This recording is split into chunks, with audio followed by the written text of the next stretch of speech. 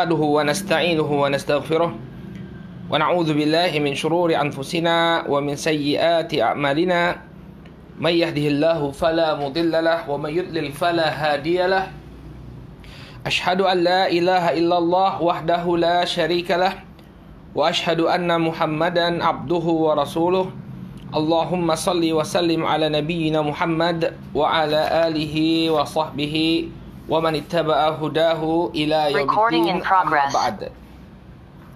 Ikhwani fiddin, saudaraku kaum muslimin rahimani wa rahimakumullah. Alhamdulillah, puji syukur kita panjatkan kepada Allah Subhanahu wa taala atas segala nikmat yang telah Allah Subhanahu wa taala anugerahkan kepada kita semua, sehingga di kesempatan sore hari ini kembali Allah pertemukan kita untuk membahas kitab At-Tadhib fi Adillati Matnil Ghayah wat Taqrib, atau yang dikenal sebagai syarah terhadap matan Abi Suja'. Baik, pada pertemuan yang terakhir kita telah bahas berbagai macam najasat, najis, dan bagaimana cara membersihkannya. Maka insya Allah di kesempatan sore hari ini kita akan membahas tentang darah wanita. Jadi darah wanita ini juga termasuk dalam pembahasan kitab At-Taharah. Karena berkaitan dengan keadaan seorang wanita suci atau tidaknya, dan menyebabkan dia tidak bisa melaksanakan berbagai macam ibadah. Baik, secara umum darah wanita itu ada 3. Yang pertama darah haid. Darah haid ini adalah darah yang merupakan siklus bulanan dari seorang wanita yang masih berada dalam masa subur. Kemudian yang kedua adalah darah nifas, yaitu darah yang keluar dari kemaluan wanita karena melahirkan. Kemudian yang terakhir istihadhah. Darah istihadhah ini darah yang keluar karena sakit, karena ada pendarahan di dalam rahim, kemudian keluar darah sampai ke vaginanya. Maka kalau darah haid dan nifas ini memiliki hukum yang sama. Jadi kalau orang kena haid dan nifas, dia nggak boleh sholat, nggak boleh puasa, nggak boleh baca Quran, nggak boleh menyentuh Al-Quran, nggak boleh bawa Quran, nggak boleh masuk masjid, nggak boleh tawaf, dan tidak boleh jima. Jadi kita insya Allah akan kita bahas. Adapun istihadhah, adapun darah istihadhah, maka dia tetap memiliki kewajiban untuk beribadah, karena darah yang keluar itu adalah darah penyakit, darah penyakit. Ini secara umum. Sekarang kita akan coba baca pembahasan dari Abu Suja', dari matan Abu Suja', kemudian syarah dari Syekh Mustafa Bugha hafizahullah taala. Qala faslun wa yakhruju minal farji thalathatu dima' damul haidhi wan nifasi wal istihadhah. Pasal, dan keluar dari farjinya wanita 3 jenis darah. Yang pertama darah haid, yang kedua nifas, yang ketiga istihadhah. Yang ketiga istihadhah. Baik, fal haidhu huwa damul khariju minal farjil mar'ati ala sabilis sihhah min ghairi sababil wiladah. Maka haid, ini darah yang pertama dibahas oleh beliau. Haid adalah darah yang keluar dari farjinya seorang wanita dalam keadaan normal, ala sabilis sihhah. Ala sabilis sihhah maksudnya dalam keadaan tidak ada kelainan, dalam keadaan normal. Min ghairi sababil wiladah, tanpa disebabkan oleh kelahiran. Kalau kelahiran nanti namanya darah nifas. Walaunuhu aswad mukhdamun ladza, dan warnanya itu adalah hitam. Launuhu aswad maksudnya darah hitam ini adalah darahnya itu gelap, berwarna gelap, bukan hitam seperti kopi, itu tidak. Dia merah tetapan tapi warnanya itu gelap. Qala muhtadamun, kemudian memiliki sifat panas. Ladza artinya disertai dengan nyeri. Nah, ini darah darah haid. Jadi darah haid itu adalah darah yang keluar dari farji seorang wanita dalam keadaan dia normal tanpa sebab kelahiran, kemudian warnanya hitam, bersifat panas dan disertai dengan rasa nyeri. Baik. Kata Syekh Mustafa Buqah, ya, dalil tentang darah haid an Aisyah radhiyallahu taala anha, kata beliau hadisnya Aisyah radhiyallahu taala anha dalam Sahih Al-Bukhari. Beliau mengatakan kharajna la nura illal hajj. Ya, kami keluar dan tidaklah kami menginginkan melainkan untuk melaksanakan ibadah haji. Falamma kunna bisarifa ya hittu. Ketika aku mencapai Sarif, ya, Sarif ini adalah nama sebuah tempat yang berada di dekat kota Mekah. Ketika kami sampai ke daerah Sarif, maka aku pun haid. Fadakhala alayya Rasul sallallahu alaihi wasallam wa ana abki. Maka kemudian masuk menemuiku Rasul sallallahu alaihi wasallam dalam keadaan aku menangis. Qala malak anufisti. Ya. Kemudian Nabi sallallahu alaihi wasallam mengatakan, apa yang terjadi padamu? Apakah engkau tertimpa haid? Qultu na'am. Maka Aisyah mengatakan, iya wahai Nabi. Ya, saya tertimpa haid. Maka Nabi SAW mengatakan, inna hadza amrun katabahullahu ala banati Adam. Sesungguhnya haid itu adalah perkara yang telah ditetapkan oleh Allah Subhanahu wa taala pada putri-putrinya Adam. Faqdi ma yaqdil hajj ya ghaira an la tatufi bil bait. Maka laksanakanlah apa yang dilaksanakan oleh orang yang berhaji kecuali tawaf di Baitullah. Wa fi riwayatin hatta tathuri. Dalam sebuah riwayat disebutkan sampai engkau suci kembali. Ya.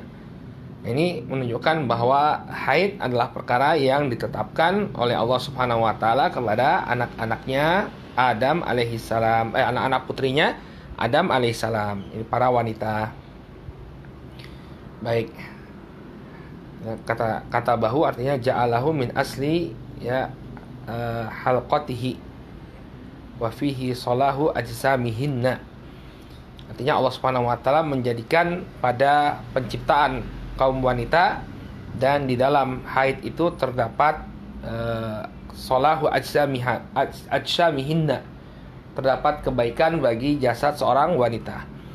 Ya, jadi kan rahim itu kalau dia tidak dibuahi maka dia akan keluar darahnya. Ya, makanya kalau orang sudah hamil tidak lagi keluar haid, ya. Jadi daripada dia membusuk maka dikeluarkan dalam bentuk darah. Nah, ketika dia sudah ada bayi di dalamnya maka tidak keluar lagi darah dari rahim seorang wanita. Qala wan nifasa fi hada kal haid li annaha fi ma'naha. Dan orang wanita yang nifas, ya, keadaannya seperti wanita yang haid karena satu makna, sama.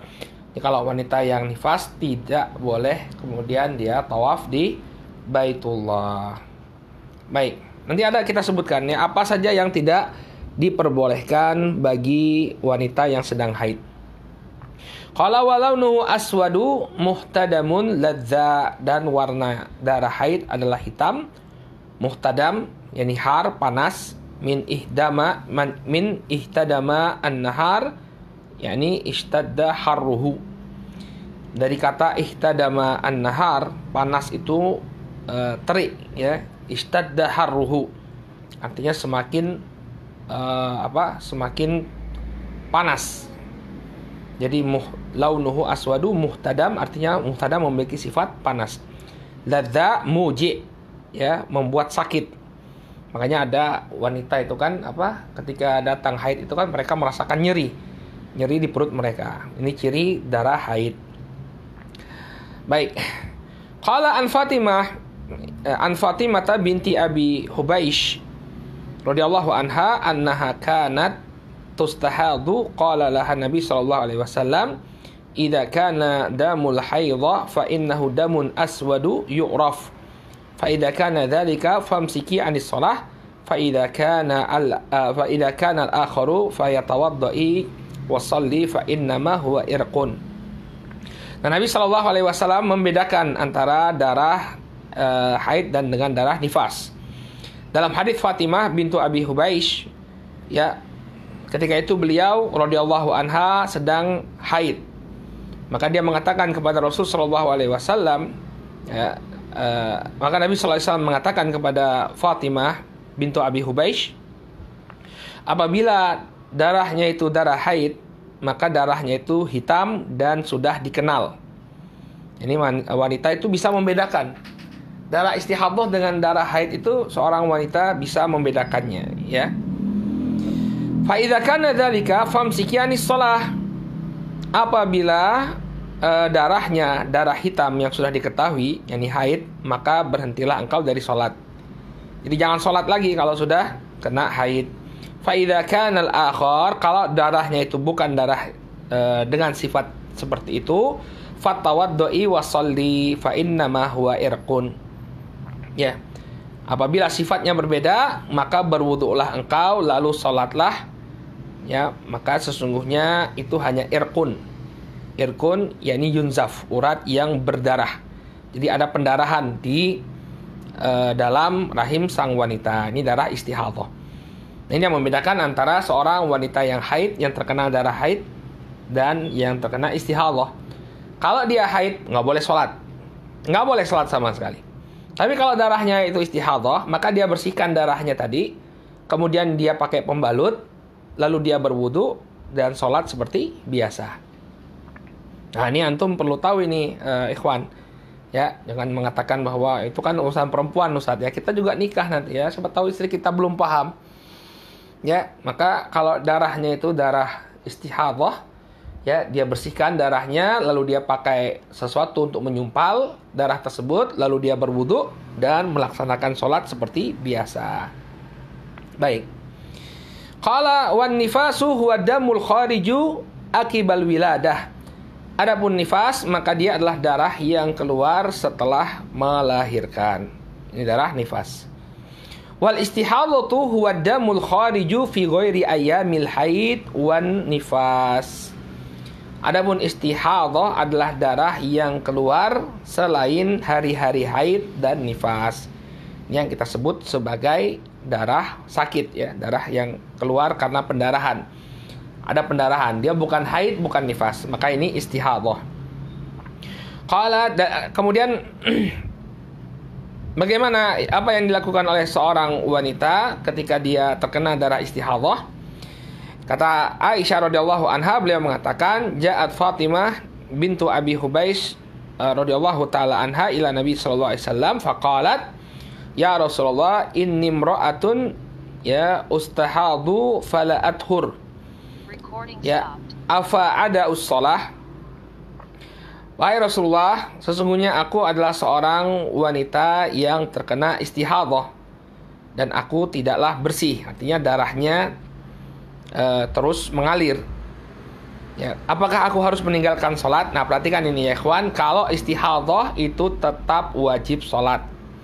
Apakah aku meninggalkan sholat wahai Rasulullah? Maka Nabi SAW mengatakan, la innama dzalika irqun wa laisa bil haidhah.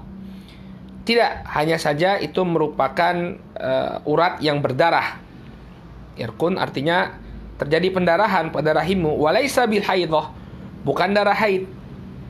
Ya. Fa idza aqbalatil haidhah fatrukis shalah. Nah, kalau kamu kena haid, maka tinggalkan salat.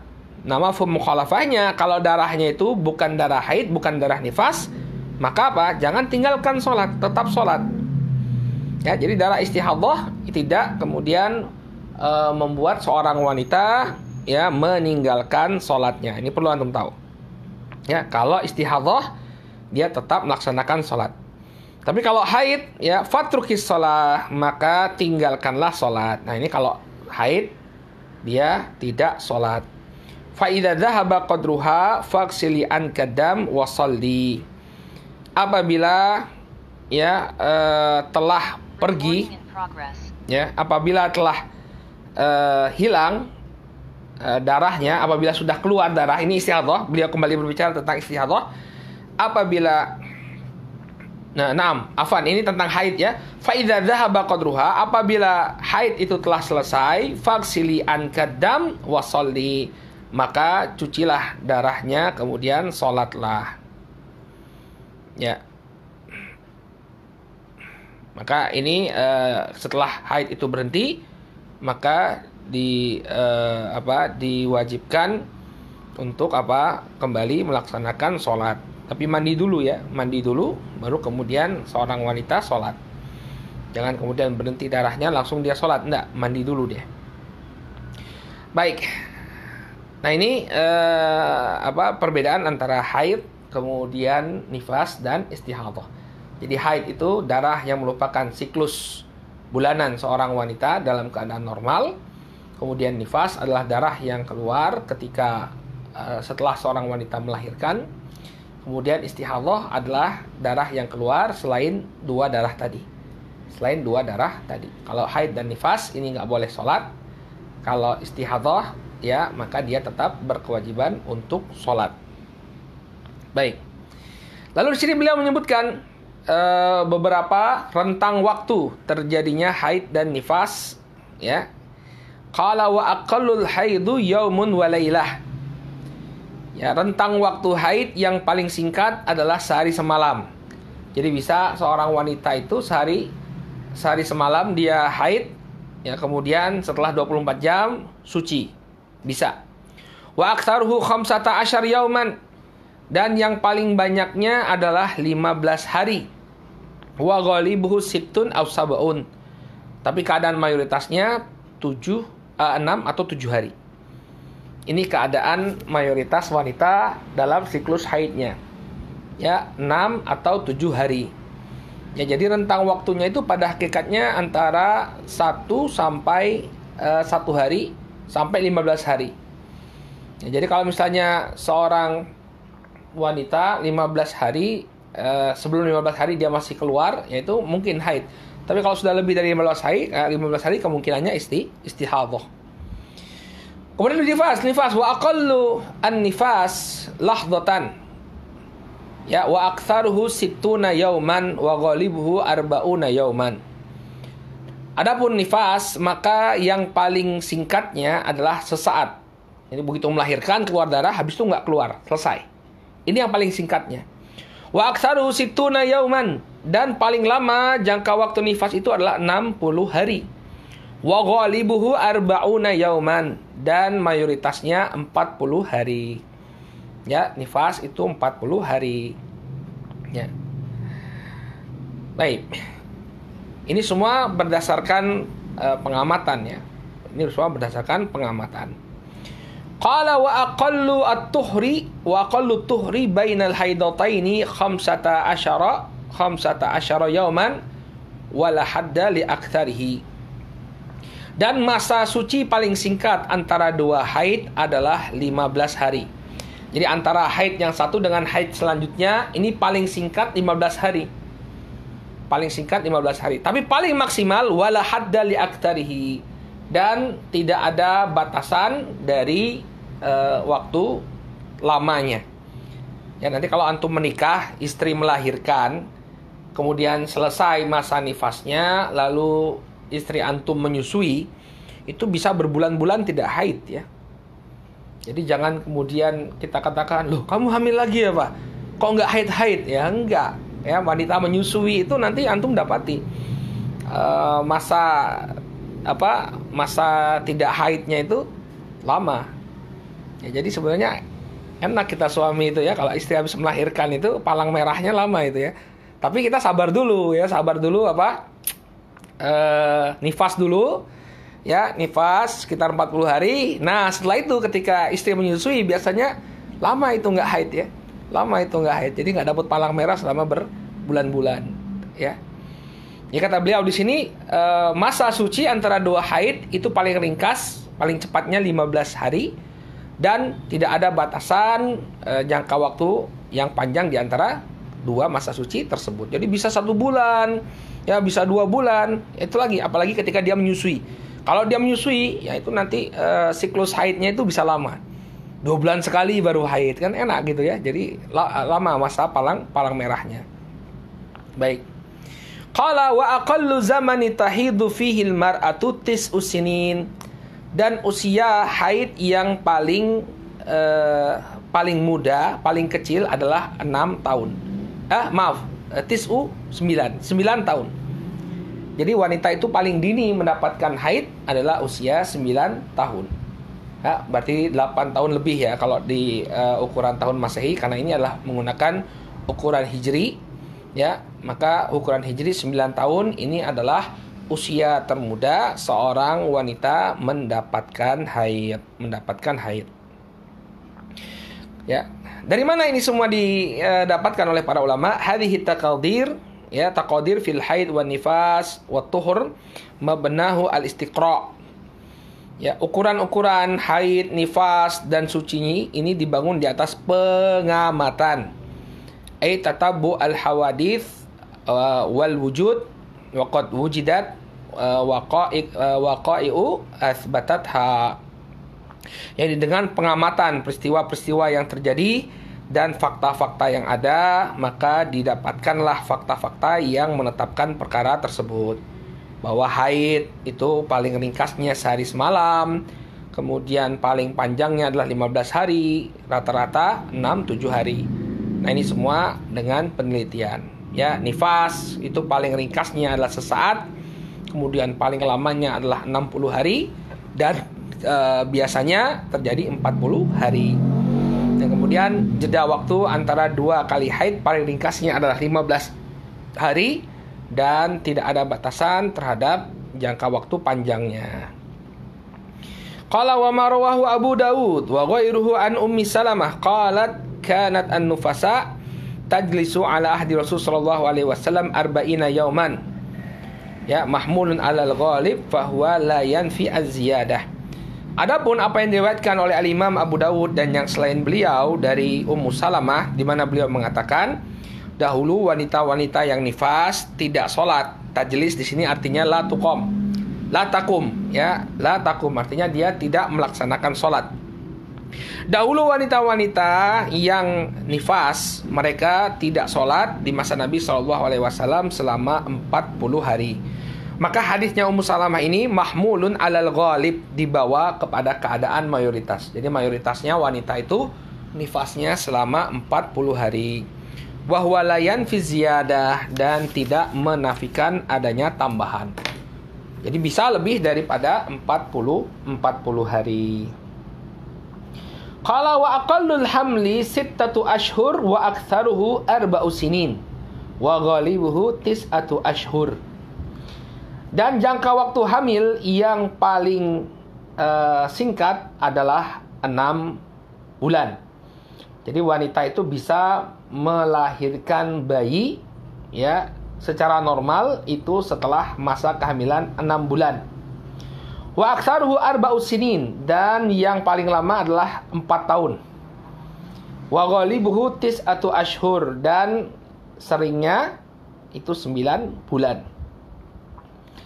Ya, jadi ini masa kehamilan. Jadi masa kehamilan itu yang paling ringkas adalah 6 bulan.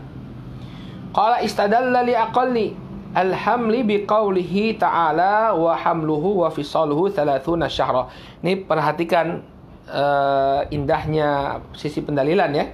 Para ulama ya beristidlal tentang masa kehamilan yang paling ringkas dengan firman Allah dalam surat Al-Ahqaf ayat ke-15, di mana Allah berfirman, wa hamluhu wa fisaluhu 30 syahra.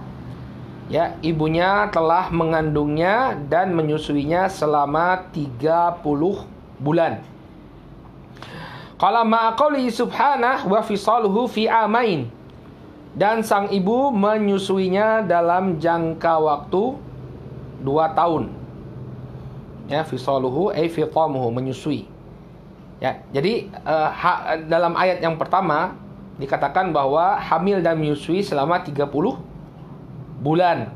Di ayat yang kedua dikatakan bahwa menyusui itu 2 tahun, berarti 24 bulan. 30 dikurang 24 hasilnya 6. Fa idza kana majmu'ul hamli wal fisal 30 syahra wal fisalu wahdahu amain kana al hamlu 6 ashhur. Apabila digabungkannya kehamilan dan menyusui itu menjadi 30 bulan, kemudian menyusui itu 2 tahun, yakni 24 bulan, maka sisanya kehamilan itu berapa? 6 bulan. Jadi bisa orang itu hamil 6 bulan kemudian melahirkan. Wa dalilu ghalibihi aktsaruhu al-istiqra kama sabaq. Adapun dalil yang menunjukkan bahwa mayoritas mayoritas kehamilan itu 9 bulan atau yang paling lamanya itu adalah 4 tahun, ya, maka yang demikian ini dari pengamatan, al-istiqra, pengamatan. Ya, sebagaimana yang disebutkan dalam Kifayatul Akhyar, ada kisah Malik bin Dinar. Malik bin Dinar didatangi oleh seorang suami, ya, Imam Malik bin Dinar, seorang tabi'i, ya, ada orang datang kepada beliau kemudian mengatakan kepada Malik bin Dinar, ya Aba Yahya, wahai Abu Yahya, sesungguhnya doakanlah, dia minta didoain, ya, doakanlah seorang wanita yang sudah mengandung selama 4 tahun tapi tidak melahirkan dan sekarang dia sudah kepayahan. Maka kemudian Malik bin Dinar mendoakan, ya, wanita tersebut. Tiba-tiba setelah Malik bin Dinar berdoa, ada seorang laki-laki mendatangi sang suami tadi yang minta didoain. Ya, wahai engkau, ya, kembalilah kepada istrimu karena dia telah melahirkan. Maka setelah didoain oleh Malik bin Dinar, ternyata istrinya di rumah melahirkan. Nah, tiba-tiba setelah itu dia kembali kepada Malik bin Dinar dengan membawa seorang anak yang telah berusia sekitar 4 tahun. Ini maksudnya dipotong dengan masa ketika dia dalam masih berupa janin, ya. Jadi giginya sudah rapi dan dia sudah bisa menggendong bapaknya. Ya, bukan seperti bayi yang baru lahir dalam keadaan merah. Ya. Nah, ini menunjukkan bahwa ada keadaan maksimal seorang wanita hamil dalam waktu berapa? 4 tahun. Qala wa yahrumu bil haidi wan nifas samaniyatu asya as-salatu was-shaum. Ya, dan diharamkan bagi wanita yang haid dan wanita yang nifas 8 perkara. Yang pertama adalah sholat. Nah, ini sudah kita bahas, nggak boleh sholat, ya. Ya. Kemudian as-shaum. Ya. Nabi SAW mengatakan tadi, ya, kepada Fatimah binti Abi Hubaish, fa idza kana dzalika fa amsiki anis shalah. Kalau demikian keadaannya, maka berhentilah engkau dari sholat. Artinya apa? Jangan sholat. Kemudian saum, puasa. Ya. Wanita yang haid dan nifas tidak boleh puasa. Dalilnya kata beliau, an Abi Sa'id Al-Khudri radhiyallahu taala anhu, anna Rasul sallallahu alaihi wasallam qala fil mar'ah qad su'ila an nuqsani diniha alaysa idza hadat lam tusalli wa lam tasum. Qala fadzalika min nuqsani diniha. Nabi SAW ketika ditanya tentang bagaimana kekurangan agama dalam bentuk apakah yang terjadi pada wanita, maka Nabi SAW mengatakan, bukankah ketika dia haid dia tidak sholat dan tidak berpuasa. Nah, ini kelemahan wanita, ya, dari sisi agama. Ketika haid dia tidak sholat dan tidak berpuasa. Fadzalika min nuqsani diniha. Ya, yang demikian ini merupakan kekurangan agamanya. Baik. Lantas apa yang dia lakukan ketika dia tidak sholat? Apakah sholatnya diqadha atau tidak? Demikian juga ketika dia puasa. Apakah seorang wanita yang haid dan atau nifas berkewajiban untuk mengqadha puasanya? Kata beliau, wa tubdil haidu awin nufasa as-sauma wala tubdis shalah. Maka wajib bagi seorang wanita yang haid atau nifas untuk mengqadha puasanya, tapi dia tidak berkewajiban untuk mengqadha sholatnya. Jadi kalau puasa itu diqadha, kalau sholat tidak diqadha. Jadi kalau wanita haid sholat, wanita haid tidak sholat, nah ini sholatnya nggak perlu diganti, nggak ada hutang. Berbeda dengan puasa. Kalau dia berpuasa, kalau di bulan Ramadan dia terkena haid, maka dihitung itu. Setiap hari yang dia tinggalkan ketika dia haid atau nifas, maka wajib untuk diqadha. Wajib untuk diqadha. Qala li'anna wujudad dam yamna'u wujubahuma wa qada shaum wajaba bi amrin jadid minasyari'. Karena keberadaan darah ini pada hakikatnya mencegah kewajiban untuk melaksanakan dua ibadah tersebut. Adapun qada shaum ya datang dalil dari syariat. Jadi ada dalil yang menunjukkan bahwa kalau puasa ini wajib untuk diqadha. Ya. Kalau sholat tidak, karena dia tidak dalam keadaan suci. Dalilnya wajib untuk mengqadha puasa ya, an Mu'adzah anna imra'atan qalat li Aisyah radhiyallahu anha. Ya. Dalilnya adalah hadisnya Mu'adzah bahwa ada seorang wanita berkata kepada Aisyah,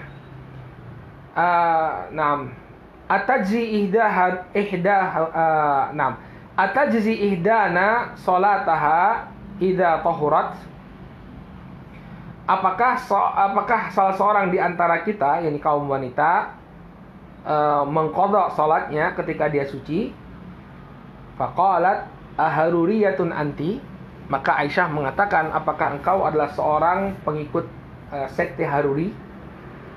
Haruri adalah salah satu sekte dari Khawarij. Ya, yang dahulu mereka mengatakan bahwa wanita yang haid ini wajib untuk mengqadha salatnya. Ya. Dan mereka berasal dari Harurah. Harurah adalah suatu tempat, makanya disebut sebagai Haruriyah. Haruriyah. Ya, suatu sekte Khawarij yang mereka memiliki pendapat bahwa wanita yang haid wajib untuk mengqadha. Maka Aisyah bertanya kepada wanita tersebut, apakah engkau seorang wanita Haruriyah? Baik. Lalu kemudian kata Aisyah, kunna nahidhu ma'a Nabi sallallahu alaihi wasallam fala ya'muruna bihi. Kemudian Aisyah mengatakan, dahulu kami haid di masanya Nabi sallallahu alaihi wasallam, tapi Nabi sallallahu alaihi wasallam tidak memerintahkan kami untuk mengqadha salat. Au qalat fala naf'alhu. Atau Aisyah mengatakan kami tidak pernah mengqadha salat. Wa fi riwayatin inda Muslim fa nu'mar bi qada'i shaum wa la nu'mar bi qada'is shalah. Dalam riwayat Muslim dikatakan, maka kami diperintahkan untuk mengqadha puasa, tapi kami tidak diperintahkan untuk mengqadha salat. Jadi paham ya? Kalau salat ini tidak diqadha, tapi kalau puasa wajib untuk diqadha. Baik. Ini perkara yang kedua, puasa. Tidak boleh puasa bagi wanita yang haid.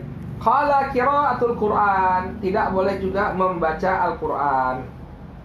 Ini dalam mazhab Syafi'iyah, tidak boleh bagi wanita untuk membaca Al-Qur'an. Dalilnya an Ibnu Umar radhiyallahu anhuma qala Rasul sallallahu alaihi wasallam. Dalilnya hadis Ibnu Umar radhiyallahu anhuma, Nabi sallallahu alaihi wasallam bersabda, la yaqra'ul junubu wal haidu syai'an minal Qur'an. Seorang yang junub atau wanita yang haid tidak boleh membaca Al-Qur'an. Ya. Ini dalil yang sharih yang menunjukkan bahwa wanita yang haid dan seorang yang sedang dalam keadaan junub tidak boleh membaca Al-Qur'an. Wa tuqasun nufasa 'alal haid fi hadza wallahu ta'ala a'lam. Dan dikiaskan wanita yang nifas kepada wanita yang haid dalam permasalahan ini. Jadi sama-sama wanita yang haid dan nifas tidak boleh membaca Al-Quran. Qala wa massul mushafi wa hamluh. Kemudian menyentuh mushaf dan membawanya. Nggak boleh ya. Dalilnya firman Allah Subhanahu wa taala, la yamassuhu illal mutahharun. dalam surat Waqiah ayat ke-79 Allah berfirman, tidaklah menyentuhnya kecuali orang yang suci.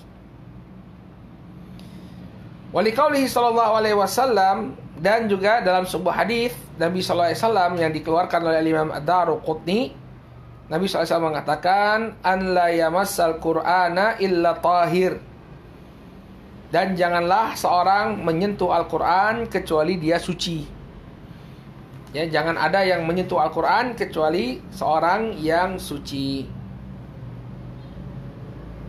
Ya. Hadisnya diriwayatkan oleh Ad-Daruqutni secara marfu dan juga Al-Imam Malik dalam Muwatta secara mursal. Mursal artinya seorang tabi'i atau di bawahnya membawakan hadis Rasul Shallallahu Alaihi Wasallam tanpa perantara seorang sahabi. Ya, tanpa disebutkan perantaranya siapa antara dia dengan Nabi alaihi salatu wasallam. Tapi dalam riwayatnya Daruqutni marfu sampai kepada Nabi sallallahu alaihi wasallam, di mana beliau mengatakan, an la yamassal Qur'an illa tahir. Tidaklah menyentuh Al-Qur'an kecuali yang suci. Ya, jadi tidak boleh menyentuh Al-Qur'an dan membawanya, ya, dan membawa Al-Qur'an.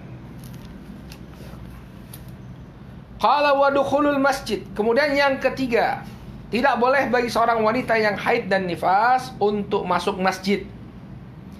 In khafat talwithah. Kalau dikhawatirkan akan menetes darahnya. Ya. Ya, kalau dia menetes darahnya, nggak boleh sama sekali masuk masjid. Wa illa fa yuhram 'alaiha al-makthu wat taraddud fihi la mujarrad ad-dukhul.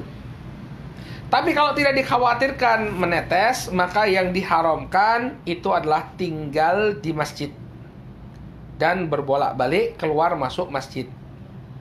La mujarrad ad-dukhul, bukan hanya sekedar masuk saja. Jadi kalau dia dikhawatirkan akan menetes, masuk saja tidak boleh. Tapi kalau misalnya dia pakai pembalut, tidak dikhawatirkan akan menetes darah haid tersebut, maka bukan masuknya yang tidak diperbolehkan, tapi tinggal lama di masjid dan keluar masuk bolak-balik. Tapi kalau sekedar masuk lalu keluar sekali, itu tidak mengapa. Ya, itu kalau apa? Kalau dia tidak dikhawatirkan darahnya menetes. Ya. Dalilnya sebuah hadis yang diriwayatkan oleh Imam Abu Dawud dari Aisyah radhiyallahu anha, dari Rasul sallallahu alaihi wasallam, beliau mengatakan, la uhillu al-masjida li haidin wala li junub. Ya, aku tidaklah menghalalkan masjid bagi seorang wanita yang haid dan juga orang yang sedang junub. Jadi nggak boleh tinggal di masjid orang yang haid dengan orang yang sedang junub. Demikian juga wahwa mahmulun ala ma dzukir, maka ini dibawa atas apa yang kita sebutkan. Jadi nggak boleh tinggal lama orang yang sedang haid di dalam masjid. Wa yadullu alaihi ma rawahu Muslimun an Aisyah radhiyallahu anha. Qala li Rasul sallallahu alaihi wasallam, nawilini al-khumrah minal masjid. Ya, Nabi sallallahu alaihi wasallam, ini yang menunjukkan bahwa wanita haid itu boleh masuk masjid, tapi tidak boleh tinggal lama-lama.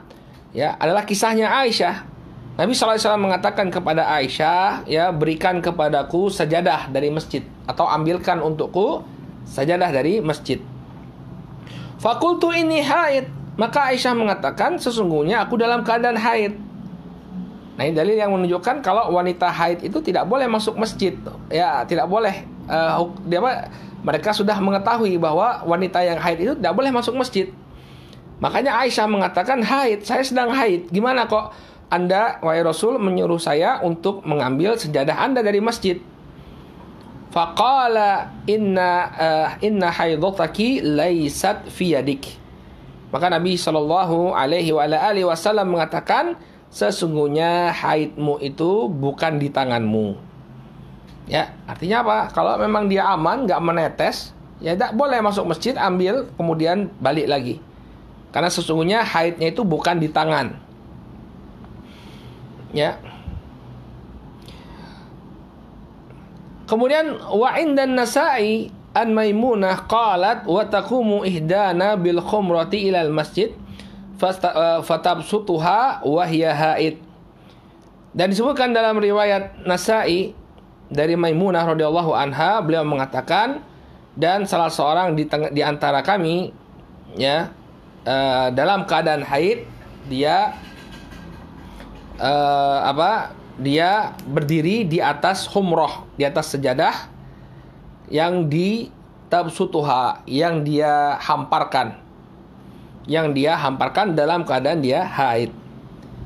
Sehingga dari sini kesimpulannya apa? Kalau dia tinggal di masjid dalam jangka waktu yang lama, maka tidak diperbolehkan. Tapi kalau sekedar masuk saja ya dalam keadaan aman, tidak menetes darah haidnya, maka yang demikian diperbolehkan. Wallahu ta'ala a'lam. Jadi kalau kata Abu Suja, masuk masjid saya tidak boleh, ini kalau dikhawatirkan haidnya itu menetes.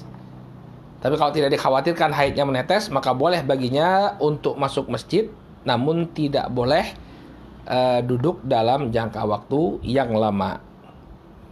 Baik. Qala wat tawaf, kemudian tidak boleh bagi wanita yang haid dan nifas untuk melakukan tawaf.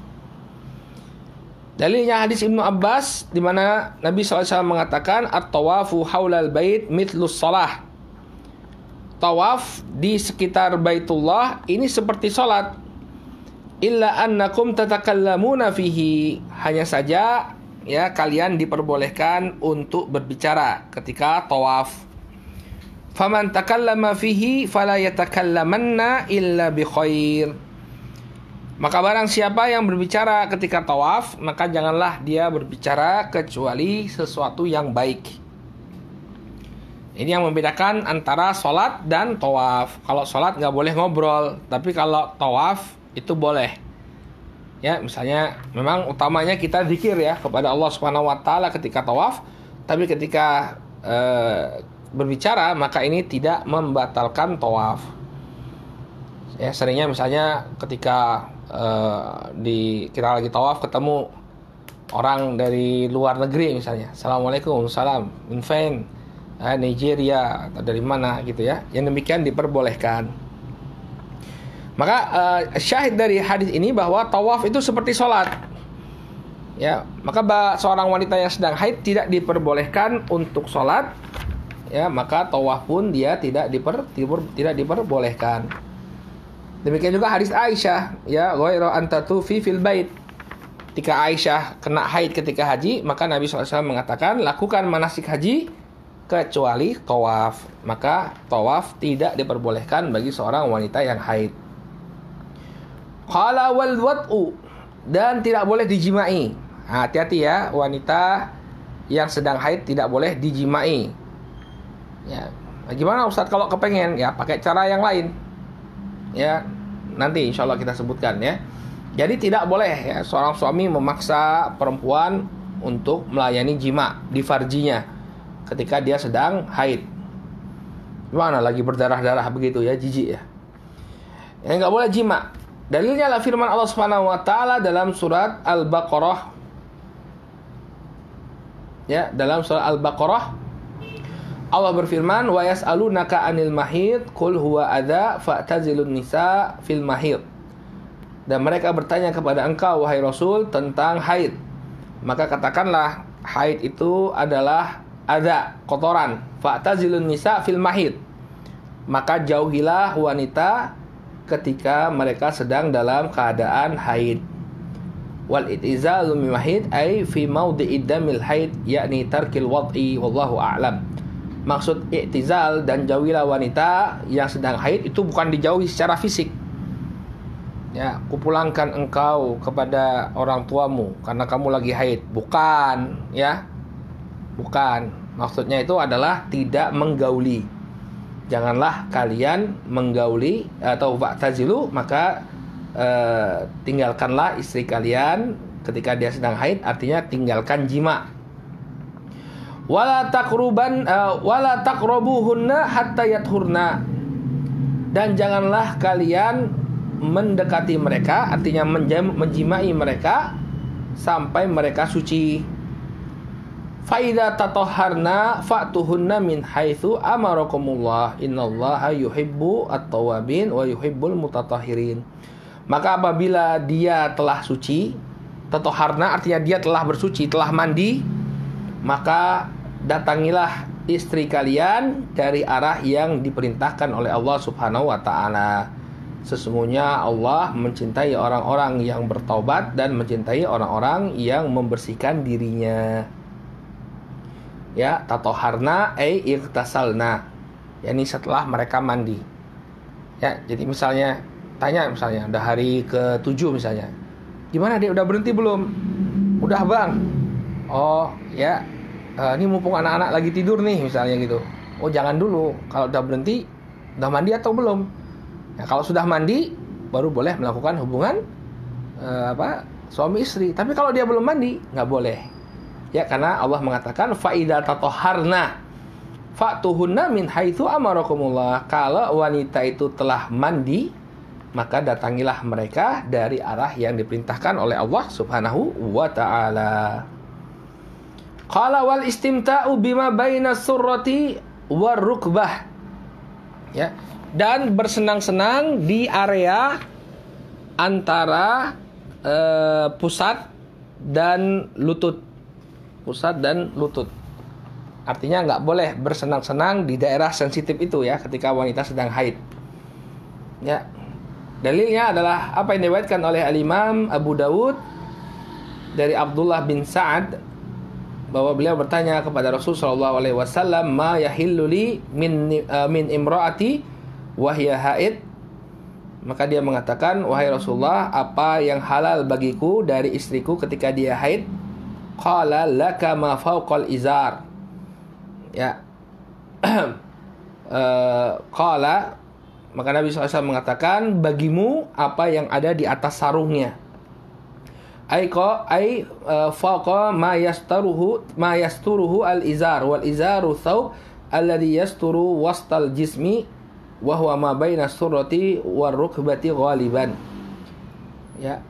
Yani apa yang berada di atas apa yang ditutupi oleh sarung, dan sarung itu adalah pakaian yang menutupi bagian tengah tubuh, yaitu antara pusat dan lutut. Ya, jadi silakan pakai yang atas ya, di atas pusat, nah itu halal. Ya, mau pakai tangannya atau pakai yang lain ya, kecuali pakai mulut nggak boleh ya, sudah kita sebutkan oral sex nggak boleh. Kenapa? Karena akan menyebabkan sang wanita menelan madhi, dan madhi itu najis, sehingga tidak boleh. Ya, sehingga boleh bagi seorang wanita untuk tetap melayani suaminya, tapi tidak di farjinya, ya, dan di bagian-bagian yang selain area pusat sampai kepada lututnya. Ya, karena kalau dikhawatirkan kalau dia bermain-main di area tersebut, maka akan tergoda dia untuk menjimai istrinya dalam keadaan haid. Baik. Kemudian kata beliau di sini, tanbih, ajma'al ulama ala anna nifas kal haid fi jami'i ma yahillu wa yahrumu wa ma yukrahu wa yundabu atau wa yandubu. Maka para ulama bersepakat bahwa wanita yang nifas itu sama dengan wanita yang haid dalam permasalahan apa yang dihalalkan dan apa yang diharamkan, apa yang dimakruhkan dan apa yang disunnahkan. Jadi sama saja seorang wanita yang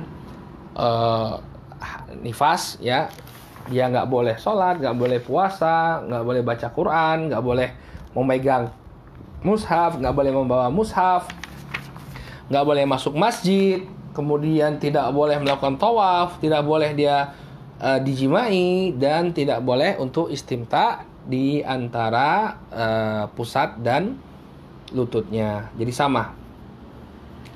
Baik, ini yang berkaitan dengan darah wanita. Ya, kita lanjutkan sedikit sebelum masuk kepada kitabus shalah. Qala fa yahrumu 'alal junub khamsatu asya, dan diharamkan bagi seorang yang sedang junub.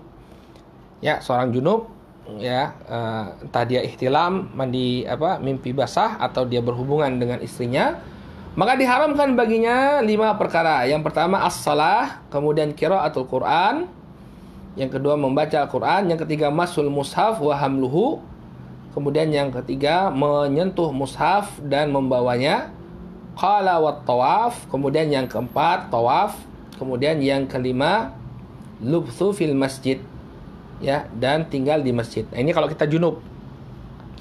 Ya, kalau tadi wanita haid, kalau sekarang laki-laki yang junub atau perempuan yang junub, ya, dia baru melakukan hubungan suami istri, atau dia baru ihtilam, atau dia melakukan masturbasi, onani, ya, maka dia dalam keadaan junub, tidak boleh bagi dia untuk sholat, ya, tidak boleh bagi dia untuk sholat. Dalilnya firman Allah Subhanahu wa taala, la taqrabus shalah wa antum sukara hatta ta'lamu ma taqulun wala junuban illa abiri sabil hatta tagtasilu. Dalam surat An-Nisa ayat yang ke-43, Allah berfirman, janganlah kalian mendekati sholat dalam keadaan kalian mabuk sampai kalian menyadari apa yang kalian ucapkan. Ini fase pengharaman atau fase ketidakbolehan khamar kedua, ya. Jadi ada beberapa tahap pengharaman khamar itu. Yang pertama dikatakan bahwa pada khamar itu ada kebaikan, namun keburukannya lebih banyak. Kemudian yang kedua adalah larangan untuk mendekati sholat, ya, dalam keadaan mabuk. Kemudian yang ketiga pengharaman secara total. Kemudian wala junuban, dan janganlah kalian mendekati, ya, tempat sholat illa abiri sabil, kecuali sekedar lewat saja, hatta tagtasilu, sampai kalian mandi. Sampai kalian mandi. Nah, ini tidak boleh bagi seseorang untuk masuki masjid kecuali sekedar lewat saja. Ya, sekedar lewat saja. Fal muradu bis shalah huna mawadhi'uha li'annal ubur la yakunu fis shalah. Maka yang dimaksud dengan salat dalam ayat ini adalah tempat salat. Karena melewati salat tidak mungkin terjadi. Ya, yang dilewati itu adalah tempat untuk salatnya, bukan melewati salatnya. Wa inna ma yakunu fil amakin. Melewati itu pasti berkaitan dengan tempat. Wa huwa nahyun lil junubi anis salati min babi aula. Maka mendekati tempat sholat tidak boleh, maka sholat saja, sholat lebih lagi tidak boleh. Jadi seorang yang dalam keadaan junub tidak boleh sholat.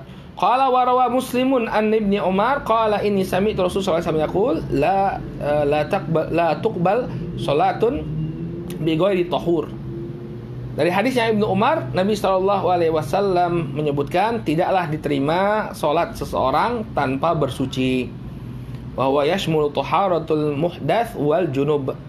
Maka tahur di sini menunjukkan mencakup suci dari hadas, demikian juga dari junub. Wa yadullu ala hurmatis salati minhuma, dan ini menunjukkan pengharaman sholat, ya. Dua dalil ini menunjukkan bahwa tidak boleh bagi orang yang sedang junub untuk melakukan sholat. Demikian juga qiraatul Quran, masul mushaf, ya, kemudian tawaf, ini juga tidak boleh, ya. La yamassuhu illal mutahharun, ya. Tidak boleh menyentuh Al-Quran kecuali orang yang sudah suci. Ya, demikian juga membaca Al-Quran. Nabi SAW mengatakan la yaqra'u junubu wal haidu syai'an minal Quran. Orang yang sedang junub dan wanita yang sedang haid tidak boleh membaca sesuatu dari Al-Quran. Demikian juga tawaf tidak boleh. Kenapa? Karena tawaf seperti sholat, ya. Maka kalau orang junub gak boleh sholat, maka tawaf pun tidak boleh. Wal lubthu fil masjid, demikian juga tidak boleh untuk tinggal di masjid, ya. Ya, mana dalilnya? Nabi sallallahu alaihi wasallam mengatakan la uhillu al masjida li haidin wala li junub. tidaklah aku menghalalkan masjid untuk wanita yang haid dan orang yang sedang junub. Baik, jadi ini yang diharamkan bagi orang yang sedang junub. Ya, jadi kalau antum belum mandi wajib, jangan masuk masjid dulu ya. Mandi dulu, baru masuk masjid. Ya, misalnya di kos-kosan nggak ada air nih ya, terpaksa mandi di masjid nih, ya, mandi di masjid Ukhuwah misalnya. Ya, maka nongkrongnya jangan dalam masjid. Misalnya lagi ngantri antum ya, lagi ngantri. Waduh, di kamar mandi lagi ada orang, padahal kita harus mandi wajib ini ya. Maka nunggunya itu di luar masjid, jangan di masjidnya. Karena apa? Orang yang sedang junub tidak boleh memasuki masjid. Wa akhiran, yang terakhir, wa yahrumu 'alal muhdats salasatu asya, as-salatu ya wa tawafu wa masul mushafi wa hamluhu. Dan diharamkan bagi orang yang sedang berhadas, artinya batal wudunya, ya 3 perkara. Yang pertama, dia nggak boleh sholat. Ya, sudah lewat dalilnya, la yaqbalullahu sholata ahadikum idza ahdatsa hatta yatawadda.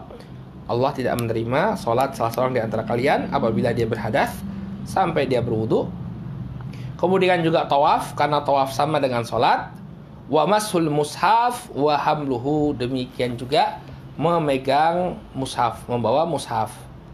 Ya, karena hadisnya Nabi SAW mengatakan an la yamassal Qur'an illa tahir, tidak boleh menyentuh Al-Qur'an kecuali orang yang suci.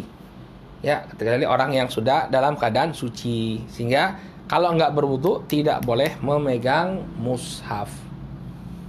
Baik.